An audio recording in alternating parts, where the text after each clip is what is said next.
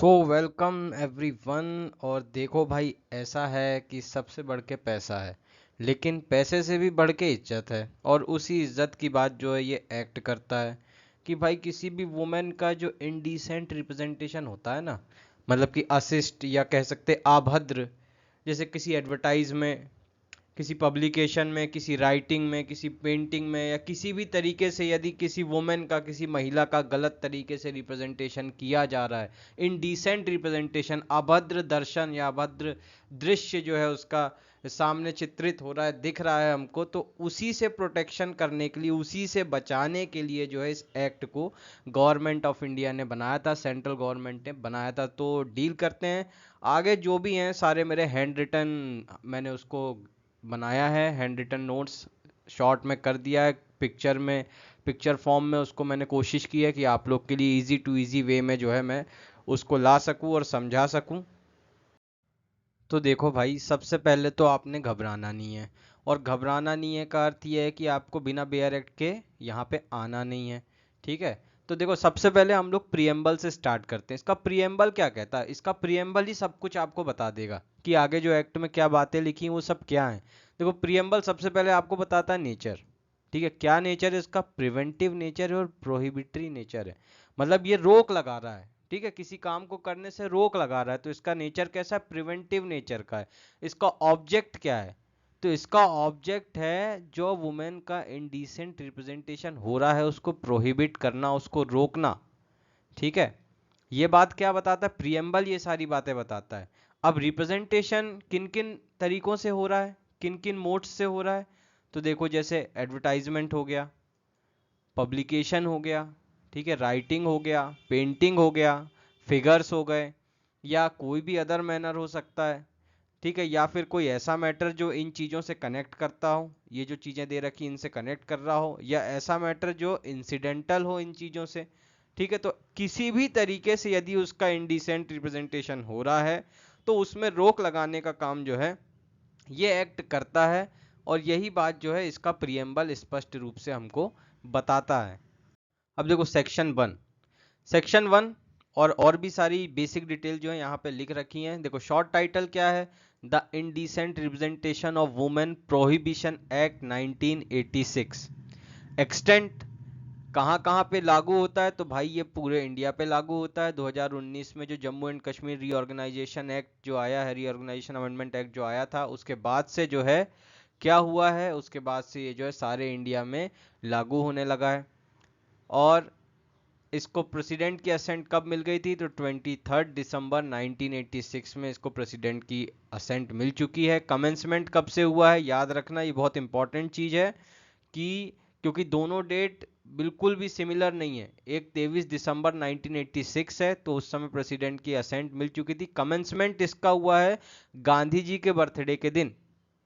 ठीक है, 2 अक्टूबर हमारे लाल बहादुर शास्त्री जी का भी बर्थडे है, ऐसा नहीं, कोई विरोध नहीं करेगा मेरा। गांधी जी और लाल बहादुर शास्त्री जी दोनों का बर्थडे है, तो 2 अक्टूबर 1987 में जो है इसका कमेंसमेंट हुआ था। और एक्ट नंबर कौन सा? ये 1986 का 60th एक्ट है, 60वें नंबर का एक्ट है ये।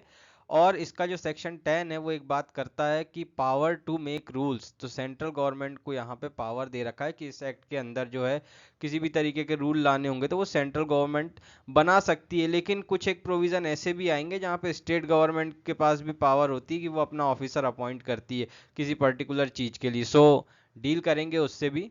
So let us begin. अब देखते हैं अगला सेक्शन क्या कहता है। सेक्शन 2 जो है वो डेफिनेशन वाला पार्ट आ जाता है। तो हम लोग सबसे पहले देखते हैं 2A एडवर्टाइजमेंट। तो एडवर्टाइजमेंट के अंदर क्या क्या चीज़ें आती हैं देखते हैं। किसी भी तरीके का notice, circular, label, wrapper, other document मतलब सब कवर हो गया, सब कवर हो गया इसमें। और या फिर किसी भी तरीके का विजिबल रिप्रेजेंटेशन जो कि लाइट, साउंड, स्मोक, गैस इनके थ्रू किया जा रहा हो। ठीक है, किसी भी तरीके का विजिबल रिप्रेजेंटेशन। तो ये सब कुछ जो है ये एडवर्टाइजमेंट के अंदर आएंगे।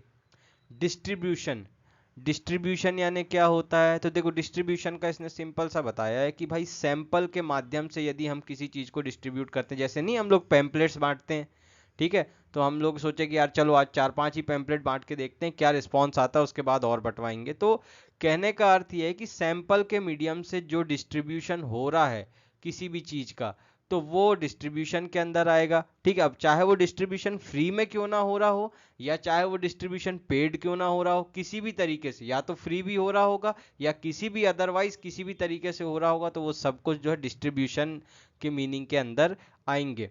अब सबसे इंपॉर्टेंट डेफिनेशन आती है इनडिसेंट रिप्रेजेंटेशन ऑफ वुमेन की।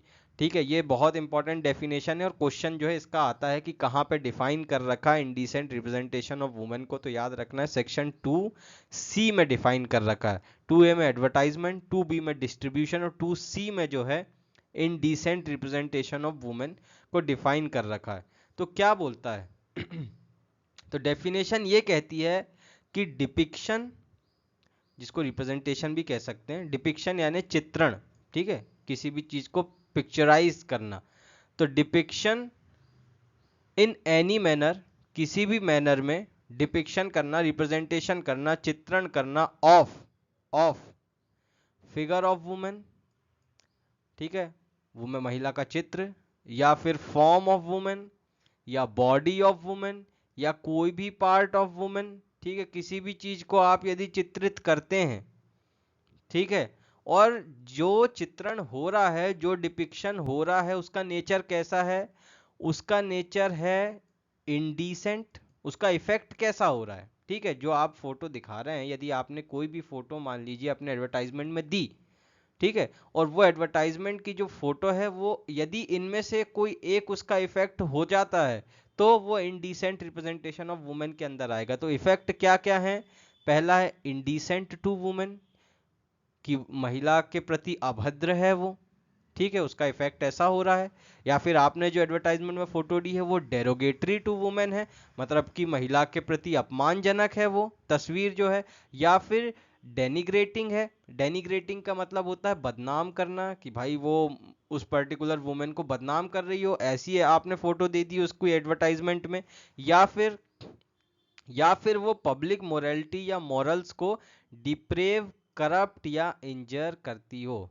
ठीक है, मतलब कि वो ऐसी दिख रही हो, इमोरल दिख रही हो, ठीक है, डिप्रेव यानी इमोरल, तो पब्लिक मोरालिटी के अगेंस्ट जा रही हो, या पब्लिक मोरालिटी को इंजरी पहुंचा रही हो, या पब्लिक मोरालिटी को करप्ट कर रही हो, तो ऐसा कोई भी रिप्रेजेंटेशन जो है, ऐसा कोई भी डिपिक्शन जो है, वो इंडिसेंट रिप्रेजेंटेशन ऑफ वुमेन के अंदर माना जाएगा। ठीक है, इसके बाद देखो लेबल।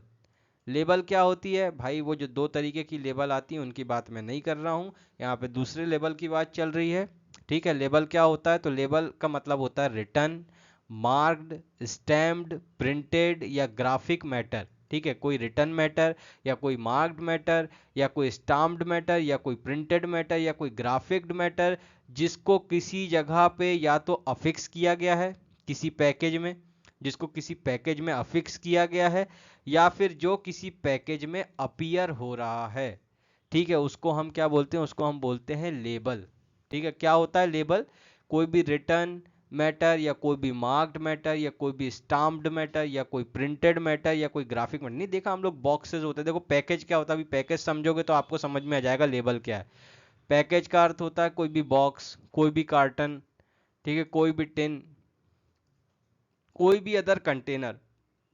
देखे ना, ऐसा कंटेनर होता है और इसमें यहाँ पे चित्र बने होते हैं, कोई भी चित्र बना होता है, तो वो जो सारे चीज होंगी उसको लेबल बोला जाएगा। कोई रिटर्न चीज, यहाँ पे कोई मैटर लिखा हो, या फिर वहाँ पे कोई मार्क्ड हो कोई चीज, या फिर कोई स्टाम्प्ड हो, ठीक है, या फिर कोई चीज प्रिंटेड हो, या कोई ग्राफिक वहाँ पे दिख रहा हो, तो वो सब कुछ जो है वो लेबल के अंदर आएगा। ठीक है, पैकेज क्या होता है, वो पैकेज ये होता है, पैकेज 2E में दे रखा है, किसी भी तरीके का बॉक्स, कार्टन, टिन या कोई भी अदर कंटेनर वो पैकेज के अंदर आएगा। प्रिस्क्राइब्ड, 2F जो है प्रिस्क्राइब्ड की बात करता है। प्रिस्क्राइब्ड का सिंपल सा मीनिंग है जो हर एक्ट में होता है, prescribed by rules made under this act. इस एक्ट के अंदर जो जो एज अ रूल प्रिस्क्राइब किया गया है वही प्रिस्क्राइब्ड के अंदर आएगा। अब आ जाते हैं सेक्शन 3 में। ठीक है, सेक्शन 3 क्या कहता है, सेक्शन 3 ये कहता है prohibition of advertisement containing indecent representation of women, मतलब ऐसी एडवर्टाइजमेंट जहां पे इनडिसेंट रिप्रेजेंटेशन हो वुमेन का, उसको प्रोहिबिट करना। सेक्शन 3 का ये एम है। तो सेक्शन 3 क्या बताता है कि कोई भी person, no person shall, mandatory provision, ठीक, नो पर्सन शैल, कोई भी पर्सन ना तो पब्लिश करेगा, ना तो पब्लिश करने का कारण बनेगा, ठीक है, मतलब ना करवाएगा, ना पब्लिश करेगा, ना ऐसे पब्लिकेशन या ऐसे एग्जीबिशन का अरेंजमेंट करेगा, ना ही उसमें पार्ट लेगा। किस तरीके के पब्लिकेशन एग्जीबिशन की बात कर रही है और क्या पब्लिश करने की बात चल रही है? तो किसी भी एडवर्टाइजमेंट को, तो ना तो वो कोई भी एडवर्टाइजमेंट पब्लिश करेगा, ना उसको पब्लिश करवाएगा, ना उसमें पार्ट लेगा, ना उसके लिए अरेंजमेंट करेगा। ऐसी एडवर्टाइजमेंट जो कि इनडिसेंट रिप्रेजेंटेशन ऑफ वुमेन करती हो, जो कि क्या कंटेन कर रही हो? Indecent representation of women in any form, किसी भी फॉर्म में जो एडवर्टाइज इनडिसेंट रिप्रेजेंटेशन को शो करती हो, उसमें आपको पार्टिसिपेट नहीं करना है, ना उसको पब्लिश करना है, ना पार्ट लेना है, ना उसको अरेंज करवाना है उसके पब्लिकेशन या एग्जीबिशन के लिए, ना उसको पब्लिश्ड होने देना है, ठीक है, मतलब उसको पब्लिश करवाने का कारण भी आपको नहीं बनना है। तो ये सेक्शन 3 कहता है। Section 4 most important section, section 4 जो है इसमें एक्सेप्शन भी दे रखे हैं, और एक्सेप्शन ही जो है मोस्ट बार, सबसे ज्यादा बार क्वेश्चन यदि इस एक्ट से कहीं से बनते हैं तो सेक्शन 4 से क्वेश्चन बनते हैं। देखिए क्या कहता है, ध्यान से सुनिएगा। सेक्शन 4 बताता है प्रोहिबिशन ऑफ पब्लिकेशन और sending by post of books, pamphlets etcetera, ठीक है, containing indecent representation of women, containing indecent representation of women, मतलब ऐसा पब्लिकेशन या ऐसा पोस्ट के थ्रू कोई चीज भेजना, किसी किताब, पैम्पलेट एक्सेट्रा, जो कि इनडिसेंट रिप्रेजेंटेशन ऑफ वुमेन को कंटेन करता हो, ऐसा कोई मैटर। अब देखते हैं क्या स्पेसिफिकली क्या कहता है, क्योंकि एक्सेट्रा लिखा है यानी कि अंदर बहुत सी चीजें आने वाली हैं। तो क्या कहता है ये कि कोई भी पर्सन, नो पर्सन शैल, ठीक है, फिर से मैंडेटरी प्रोविजन है, नो पर्सन शैल, कोई भी पर्सन ना तो प्रोड्यूस करेगा, ना प्रोड्यूस करने का कारण बनेगा, करवाएगा भी नहीं, ना तो सेल करेगा, ना बेचेगा, ना हायर करेगा, ठीक है, ना हायर करने देगा, ना डिस्ट्रीब्यूट करेगा, ना सर्कुलेट करेगा, ना ही पोस्ट के मीडियम से भेजेगा। इन सारी चीजों को, ठीक है, इन सारी चीजों को, कौन कौन सी चीज? कोई बुक, कोई पैम्पलेट, कोई स्लाइड, कोई पेपर, कोई फिल्म, कोई राइटिंग, कोई ड्राइंग, कोई पेंटिंग, कोई भी फोटोग्राफ, कोई भी रिप्रेजेंटेटिव और कोई भी फिगर, ठीक है, कोई भी रिप्रेजेंटेटिव या कोई भी फिगर। लेकिन भाई आप सोच रहे होगे कि मैं कोई भी बुक क्यों नहीं भेजूंगा किसी को, तो भाई ये सारी जो चीजें हैं वो ऐसी होनी चाहिए जिसमें इनडिसेंट रिप्रेजेंटेशन ऑफ वुमेन हो, ठीक है। तो यदि कोई ऐसा मैटर है, ऐसी कोई बुक है, ऐसी कोई राइटिंग है, ऐसी कोई फिल्म है, ऐसी कोई ड्राइंग है, ऐसी कोई फोटोग्राफ है, एक्सेट्रा चीजें हैं जो यहाँ पे लिख रखी हैं, जिसमें इनडिसेंट रिप्रेजेंटेशन ऑफ वुमेन हो, किसी भी फॉर्म में हो, तो ऐसा यदि कोई चीज होगी तो उसको आप जो है ना प्रोड्यूस करेंगे, ना सेल करेंगे, ना डिस्ट्रीब्यूट करेंगे, ना सर्कुलेट करेंगे, ना पोस्ट के मीडियम से भेजेंगे, मतलब आपको वो चीज टोटली प्रोहिबिटेड है, तो उसको आपको उसमें हाथ ही नहीं डालना है, ठीक है, साफ बात। तो ये बता दिया। ठीक, अब देखो एक्सेप्शन क्या है, ये इंपॉर्टेंट चीज है, सबसे इंपॉर्टेंट चीज यही है, एक्सेप्शन, ठीक है। एक्सेप्शन को 3 भागों में बांट दिया गया है, और जिसमें से 2 भाग के अंदर 2 पार्ट भी दे रखे हैं। तो एक्सेप्शन क्या है इन जनरल, अभी क्या बता दिया कि ये सारी जो चीजें दे रखी हैं उनको हम बेचेंगे नहीं, ठीक, मतलब उनको हम बेच नहीं कर सकते, प्रोड्यूस नहीं कर सकते, कहीं भेज नहीं सकते, कहीं सर्कुलेट नहीं कर सकते। लेकिन एक्सेप्शन क्या बोलता है कि मान लीजिए ऐसी कोई बुक, कोई पैम्पलेट, कोई पेपर, कोई स्लाइड, कोई film, writing, drawing, painting, photograph, representation या कोई फिगर जिसका पब्लिकेशन पब्लिक गुड के लिए जस्टिफाइड यदि साबित कर दिया गया हो, ठीक है, ऐसी जहां पर इंडिसेंट रिप्रेजेंटेशन ऑफ वुमेन है, लेकिन ऐसा कोई पब्लिकेशन यदि पब्लिक गुड के लिए जस्टिफाइड प्रूव कर दिया जाए, as in the interest of science, literature, art, learning और other object of general concern, जैसे कि हम देखते हैं ना कि बहुत सारे ऐसे चैप्टर्स आते हैं हमारी बुक्स में जिसमें ऐसी चीजें बनी होती हैं, ठीक है। तो ऐसा तो है नहीं कि हम उसको पढ़ते नहीं, हम उसको पढ़ते हैं। क्यों? Because it is in the interest of science, it is in the interest of literature, art, general concern, learning. तो यदि ऐसा साबित कर दिया जाए कि वो जस्टिफाइड है फॉर पब्लिक गुड, ठीक है, उसका पब्लिकेशन जो है वो जस्टिफाइड है पब्लिक गुड के लिए, in the interest of science, literature, art, learning और other object of general concern, तो ऐसी कंडीशन में जो है ये माना जा सकता है कि भाई ऐसा पब्लिकेशन जो है वो इंडिसेंट नहीं होगा। ठीक है, अब देखो इसके बाद क्या कहता है।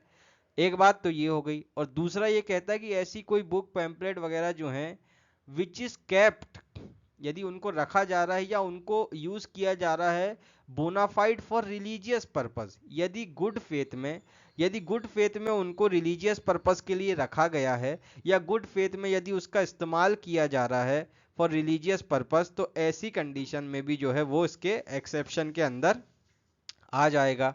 ठीक है, अब अगला एक्सेप्शन आता है, वो ये है कि any representation sculptured, engraved, painted और अदरवाइज, कोई भी ऐसा रिप्रेजेंटेशन जो स्कल्पचर्ड हो या एनग्रेव्ड हो या पेंट किया गया हो या अदरवाइज रिप्रेजेंट किया गया हो, कहाँ पे? किसी एंशियंट मॉन्यूमेंट में, किसी पुरानी स्मारक में, जो कि ancient monuments and archaeological sites and remains act 1958 के अंदर आता हो। ठीक है, ऐसा कोई भी एंशियंट मॉन्यूमेंट में यदि कोई रिप्रेजेंटेशन को स्कल्पचर्ड या एनग्रेव्ड या पेंट या किसी भी तरीके से रिप्रेजेंट किया गया हो, और यदि वो ancient monuments and archaeological sites and remains act 1958 के अंदर आता हो, तो उसको इंडिसेंट नहीं मानेंगे। दूसरा, किसी टेम्पल, कोई भी ऐसा रिप्रेजेंटेशन यदि स्कल्पचर्ड, एनग्रेव, पेंटेड या अदरवाइज रिप्रेजेंट किया गया हो किसी टेम्पल में, किसी कार में जिसको आइडल्स के कन्वेंस के लिए यूज किया जा रहा हो, मतलब एक जगह से दूसरी जगह मूर्ति ले जाई जाती है, यदि उसके लिए इस्तेमाल किया जा रहा हो, और या फिर कहीं पे रखा गया हो या फिर यूज किया जा रहा हो किसी रिलीजियस पर्पस के लिए, तो ऐसी कंडीशन में भी जो है वो इंडिसेंट रिप्रेजेंटेशन के अंदर नहीं आएगा। और इसका सबसे बड़ा एग्जांपल है खजुराहो का टेम्पल। यदि आप खजुराहो के टेम्पल का आर्किटेक्ट देख लेंगे तो आपको जो है ये बात स्पष्ट हो जाएगी कि क्यों यहाँ पे और कैसे वो जो है इस सेक्शन 4 के इस पॉइंट के अंदर आता है। ठीक है, और लास्ट वाला क्या है, लास्ट वाला पॉइंट ये है कि any film in respect of which provision of part 2 of cinematographic act 1952 will be applicable, या फिर कोई भी फिल्म जिसमें सिनेमेटोग्राफिक एक्ट 1952 का सेकेंड पार्ट के प्रोविजन यदि एप्लीकेबल हो रहे हैं तो वो भी सेक्शन 4 के एक्सेप्शन के अंदर आता है। ठीक है, यदि आपको इसमें थोड़ा कंफ्यूजन हो रहा होगा तो दोबारा रिपीट देखिए। ठीक है, दोबारा रिपीट देखिए, लेकिन ये सेक्शन आपका क्लियर होना जरूरी है। ठीक है, कहाँ पे उसके एक्सेप्शन लगते हैं ये क्लियर होना बहुत जरूरी है। तो भले ही आप 2-5 मिनट का बैक करके और थोड़ा 1.5 सेकेंड वाली 1.5x की स्पीड में देखिए, लेकिन इसको दोबारा रिपीट देख लीजिए, लेकिन इसमें कंफ्यूज नहीं होना बिल्कुल भी। अब आ जाते हैं भैया सेक्शन 5 में। ठीक है, अब हमारी बारी सेक्शन 5 की। सेक्शन 5 क्या बोलता है? सेक्शन 5 बोलता है power to enter and search. अब भैया ऐसा है कि यदि कहीं पे ऐसा इंडिसेंट रिप्रेजेंटेशन का आइटम है, रखा हुआ है, पता है, तो उसको सीज करना भी तो पड़ेगा, और उसको सीज करने के लिए पहले उस जगह एंटर करना पड़ेगा। यदि वहां जाएंगे ही नहीं तो सीज कैसे करेंगे? यदि सर्च नहीं करेंगे तो सीज कैसे करेंगे? और यदि सीज नहीं होगा तो बिल्कुल चांसेस हैं कि वो डिस्ट्रीब्यूट हो जाएगा। तो उसको रोकने के लिए ये सेक्शन जो है इसको बनाया गया। तो कोई भी गजेटेड ऑफिसर, ठीक है, कोई भी गजेटेड ऑफिसर, मतलब गजेटेड ऑफिसर यानी कि जिसका बाय नोटिफिकेशन प्रॉपरली नाम निकाला गया हो, तो ऐसा ऑफिसर जिसको कि स्टेट गवर्नमेंट ऑथराइज करती है, वो अपनी लोकल लिमिट्स में क्या कर सकता है? ऑल रीजनेबल टाइम्स में, जितने भी रीजनेबल टाइम्स होते हैं उनमें एंटर कर सकता है और सर्च कर सकता है किसी भी प्लेस को। ठीक है, एनी प्लेस जहां पे उसके पास रीजन टू बिलीव है, मतलब जहां पे उसके पास एक सफिशिएंट कारण है, सफिशिएंट कॉज है कि कोई ऑफेंस इस एक्ट के अंदर दिए गए कोई ऑफेंस या तो उस जगह पे कमिट हुए हैं या उस जगह पे कमिट हो रहे हैं। ठीक है, यदि यदि उसको ऐसा लगता है, उसके पास रीजन टू बिलीव है, उसके पास एक सफिशिएंट कॉज है, सफिशिएंट कारण है उसके पास कि भाई इस एक्ट के अंदर जो ऑफेंस हैं वो कमिट हो रहे हैं या कमिट हुए हैं, तो ऐसी कंडीशन में जो है वो क्या कर सकता है, with in reasonable time, with in all reasonable times जो है वो किसी भी प्लेस पे एंटर कर सकता है और उस जगह को सर्च कर सकता है। ठीक, अब केवल इतना नहीं, आगे भी पावर दे रखा है, और क्या कर सकता है, तो उन्होंने बोला कि भाई सीज भी कर सकता है कोई भी चीज जो इस एक्ट के अंदर दे रखी ना, जो भी हमने पढ़ा, कोई भी advertisement, publication, writing, painting, figure, मतलब कोई भी चीज, कोई भी बुक, किसी भी तरीके का ऐसा रिप्रेजेंटेशन, ठीक है, उसको वो सीज भी कर सकता है। ठीक है, कोई भी चीज इस एक्ट के अंदर जहां पे उसको रीजन टू बिलीव है, जहां पे उसके पास एक सफिशिएंट कॉज है, जहां पे उसके पास एक कारण है कि वो चीज जो है, वो पर्टिकुलर चीज जो है वो इस एक्ट के प्रोविजंस को कंट्रावीन करती है, वो पर्टिकुलर चीज जो है वो इस एक्ट के प्रोविजन को कंट्रावीन करती है, कहने का अर्थ कहीं ना कहीं वो इंडिसेंट रिप्रेजेंटेशन कर रही हो, तो ऐसी चीज को वो क्या कर सकते हैं, सीज भी कर सकते हैं। और एक और चीज बोल रखा है कि एग्जामिन करने का पावर भी दे रखा है, तो क्या एग्जामिन करने का, भाई कोई भी रिकॉर्ड, कोई भी रजिस्टर, कोई भी डॉक्यूमेंट, कोई भी अदर ऑब्जेक्ट जो कि किसी भी ऐसी प्लेस पे मिल रहा है जो कि हमारा जो ये 5A है, मतलब जहाँ पे उस ऑफिसर ने एंटर किया, जहाँ पे उसने सर्च किया, उस प्लेस पे यदि उसको कोई रिकॉर्ड, कोई रजिस्टर, कोई डॉक्यूमेंट या कोई भी अदर ऑब्जेक्ट मिलता है तो उसको वो एग्जामिन कर सकता है। ठीक है, एग्जामिन करने के साथ साथ वो उसको सीज भी कर सकता है यदि उसके पास रीजन टू बिलीव है, यदि उसके पास एक सफिशिएंट कॉज है कि वो ऐसे ऑफेंस होने का, जो इस एक्ट के अंदर ऑफेंस हैं, जो इस एक्ट के अंदर ऑफेंस दे रखे हैं, सेक्शन 3(4) में जो ऑफेंस दे रखे हैं, तो उन ऑफेंसेस के होने का एविडेंस यदि वो फर्निश करते हो, ऐसे रिकॉर्ड्स, रजिस्टर्स या डॉक्यूमेंट्स या कोई भी अदर ऑब्जेक्ट, तो उनको वो सीज भी कर सकता है। ठीक है, अब देखिए प्रोविजो क्या कहता है। प्रोविजो ये कहता है कि नो एंट्री विदाउट वारंट किसी भी प्राइवेट ड्वेलिंग हाउस में, मतलब यदि किसी का घर है तो वहां पे जो है बिना वारंट के कोई भी ऑफिसर जो है वो एंट्री नहीं कर सकता। ठीक है, कोई भी ऑफिसर जो है वो बिना वारंट के एंट्री नहीं कर सकता। किस जगह पे, कोई प्राइवेट ड्वेलिंग हाउस है तो, किसी का निवास है तो, किसी के रहने की जगह है तो वहां पे। ठीक है, अब देखो इसका जो अगला प्रोविजो है वो क्या कहता है।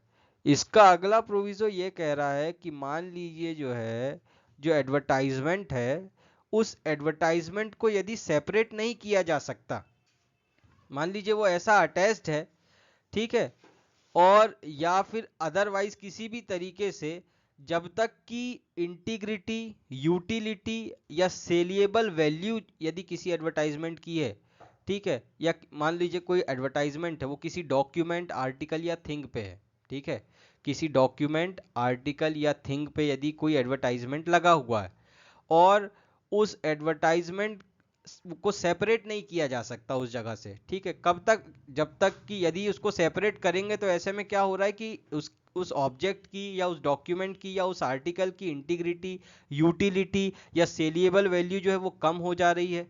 ठीक है, उसको यदि अफेक्ट नहीं किया जाएगा तो उसको हम हटा नहीं सकते उस एडवर्टाइजमेंट को उस जगह से।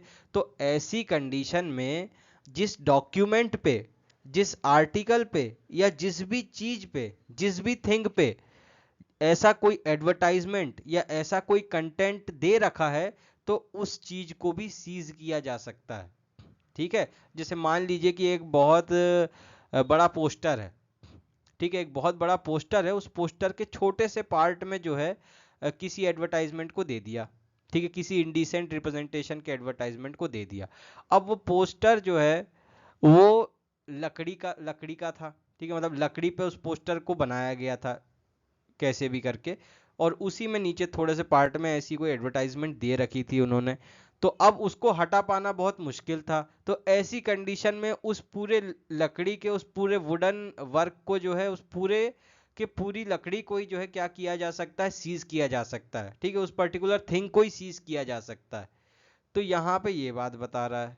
ठीक है, यही बात कह रहा है कि यदि कभी ऐसी कंडीशन बन जाती है कि कोई एडवर्टाइजमेंट मान लो किसी ऐसे डॉक्यूमेंट, आर्टिकल या थिंग पे दे रखी है जहां से उसको हटा पाना मुश्किल है, या यदि उसको हटा देंगे तो उस ऑब्जेक्ट की या उस डॉक्यूमेंट की या उस आर्टिकल की वैल्यू घट जाएगी, तो ऐसी कंडीशन में जो है उस जहां पे भी ऐसा एडवर्टाइजमेंट या जहां पे भी ऐसे कंटेंट दे रखे हैं तो उस डॉक्यूमेंट को, उस आर्टिकल को या उस थिंग को ही सीज किया जा सकता है।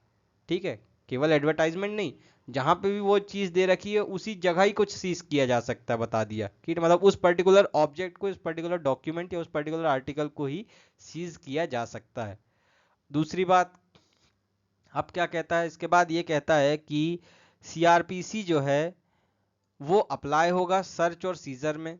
ठीक है, जहां सर्च और सीजर की बात है तो वहां सीआरपीसी अप्लाई होगा, जैसा कि सेक्शन 94 में दे रखा है, जैसा कि प्रोविजन 94 बात करता है वैसे ही जो है यहाँ पे सीआरपीसी अप्लाई होगा। और यदि कोई भी पर्सन सेक्शन 5 सबसेक्शन 1 के बी और सी के क्लॉज के अंदर यदि कोई चीज को सीज करता है, ठीक है, यहाँ पे यदि कोई चीज को सीज किया जाता है तो उसको तुरंत जो है नियरेस्ट मजिस्ट्रेट को इस बात की जानकारी देनी होगी। उस पर्सन को, नियरेस्ट मजिस्ट्रेट को तुरंत इस बात की जानकारी देनी होगी और उस चीज को कस्टडी में लेने के लिए उनके ऑर्डर लेने होंगे। यदि वो सीज करता है वहां से कोई चीज को तो तुरंत उसको जो है नियरेस्ट मजिस्ट्रेट को इस चीज की जानकारी देनी पड़ेगी और इन ऑब्जेक्ट को, इन चीज को जो है सीज करने के लिए जो है उनसे परमिशन लेनी पड़ेगी। ठीक, अब देखिए, अब आता सेक्शन 6। सेक्शन 6 में पेनल्टी की बात की रखी, सजा की बात की रखी है। तो कोई भी व्यक्ति यदि सेक्शन 3 या सेक्शन 4 को कॉन्ट्रावीन करता है, ठीक है, सेक्शन 3 या सेक्शन 4 में जो चीजें दे रखी हैं यदि उसको कॉन्ट्रावीन करता है, उसको ब्रेक करता है, उसको तोड़ता है, तो ऐसी कंडीशन में जब पहली बार वो ऐसा काम करेगा तो उसको 2 साल तक की सजा हो सकती है प्लस 2,000 रुपए तक का जुर्माना। मतलब सजा तो होगी होगी, साथ में जुर्माना भी होगा। और यदि दोबारा वो ऐसा करता है या सब्सिक्वेंट कन्विक्शन होता है, मतलब दोबारा ऐसा करता है या उसके बाद जितनी भी बार वो ऐसा करता जाएगा, तो ऐसी कंडीशन में उसको कम से कम 6 महीने की सजा और ज्यादा से ज्यादा 5 साल की सजा होगी। साथ ही साथ फाइन कितने का होगा, तो कम से कम 10,000 रुपए का फाइन और ज्यादा से ज्यादा वो 1 लाख रुपए तक का फाइन भी हो सकता है। ठीक है, अब सेक्शन 7। सेक्शन 7 क्या कहता है?